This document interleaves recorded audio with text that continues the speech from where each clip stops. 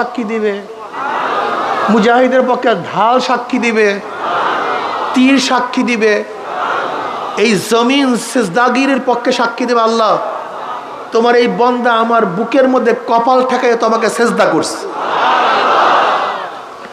কাজে এর জন্য আওয়াজে জিকির করলে অনেকগুলি ফায়দা। যে ব্যক্তি গাফেল, জিকির স্মরণ ছিল না, আপনার জিকিরের আওয়াজে তার মধ্যে জিকিরের স্মরণ আসবে। আর আপনার কারণে যত ব্যক্তি জিকির করবে, ওই ব্যক্তি জিকির করার কারণে যত সওয়াব হবে, যার কারণে জিকির করছে ওই ব্যক্তির আমল নামা ওই পরিমাণে নেক লেখা হবে। কথাটা বুঝাতে পারি নাই।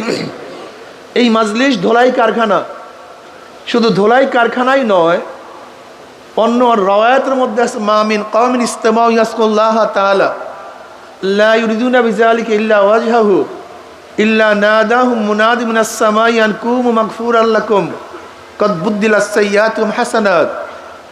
যখন জাকিরিন জিকিরের মাজলিস ছাড়তে থাকে, একদল আহ্বানকারী ফেরেশতারা আসমান থেকে ডাক দিয়ে বলে, জাকিরিন সুসংবাদ শোনো, আল্লাহ পাক তোমাদের গুনাহ খাতা সব মাফ করে দিস।